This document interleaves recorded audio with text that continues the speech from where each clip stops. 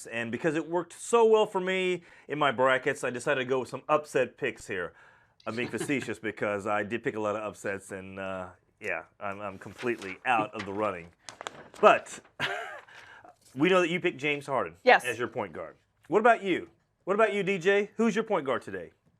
Well, Alexa, no surprise here. I went with James Harden as well. You know, he is the top guy. He's $12,200 tonight, but he's averaging 65 DraftKings points against New Orleans this year after 3 games. Most importantly, last time out against New Orleans, he put up 83 DraftKings points. You put him into your lineup, and it doesn't really matter who else you have around him. You know, I will say at this time of the year, it is very hard to construct a lineup. Maybe you guys are noticing that. I certainly am. More often than not, I'm actually going to go with the stars and scrubs approach because there's so many value plays to be had out there. But I'm going to kick things off with James Harden and start building from there.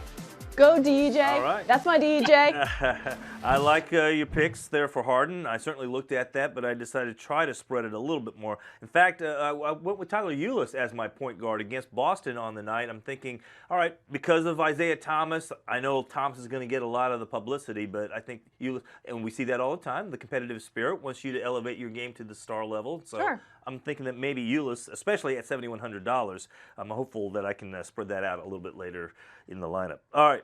So what you're saying is we're right and you're wrong. How about you? I can't go wrong. I can't go up against James Harden.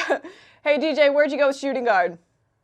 For shooting guard, I went with Tim Hardaway Jr. out in Atlanta. They're dealing with multiple injuries. So we know Kent Bazemore is out tonight. Paul Millsap is out tonight. So over the last 2 games with Bazemore out, Hardaway has played 36 and 33 minutes in the 2-game absence of Bazemore. So not only will Hardaway see a lot of time on the floor, but he's going to absorb some of the shot attempts that Millsap had been taking. So at just $6,000 tonight in Milwaukee, I think Hardaway is a very good value option. All right. Well, speaking of Atlanta, that's where Bradley Beal had, a 52.8-point fantasy night against the Hawks in the last game out. And now they're taking on the Brooklyn Nets. That's why I'm going with Bradley Beal as my shooting guard. Okay. I went Avery Bradley.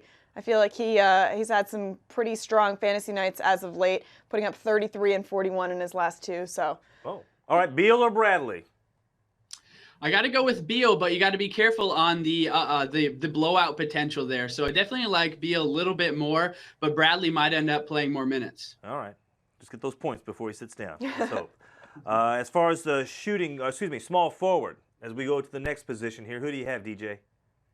Alexa, you're going to like this one too. I'm going with Bojan Bogdanovic. Oh, I love it.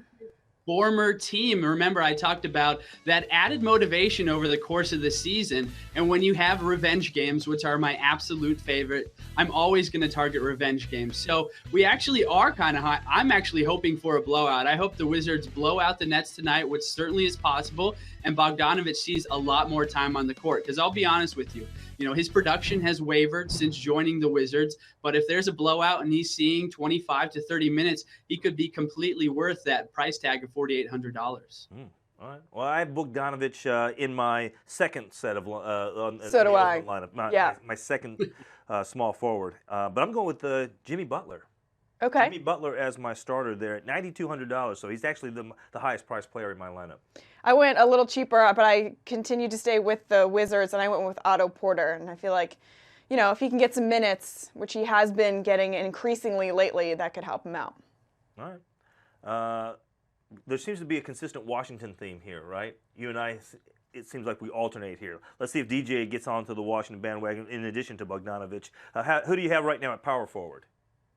I'm going to go with Trevor Booker, and we have another revenge game here. Okay. Booker playing for the Brooklyn Nets right now, but he started out his career in Washington, played about 3.5 years there. Over 3 games against his former team, the Wizards, he's averaging 33 DraftKings points so far.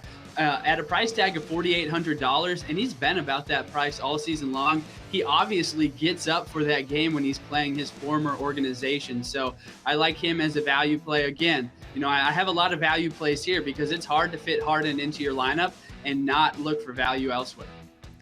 I went with Marvin Williams because Cleveland has not been playing defense as of late, and he's been a man possessed, speaking of Marvin Williams.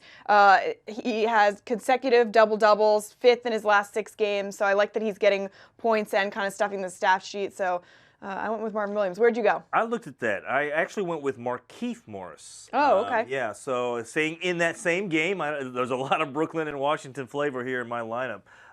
And that's more of I needed to fill some holes there. So it wasn't like he was at the top of my list, but I did look at Marvin Williams for sure. So I might have to change. I might have to change that.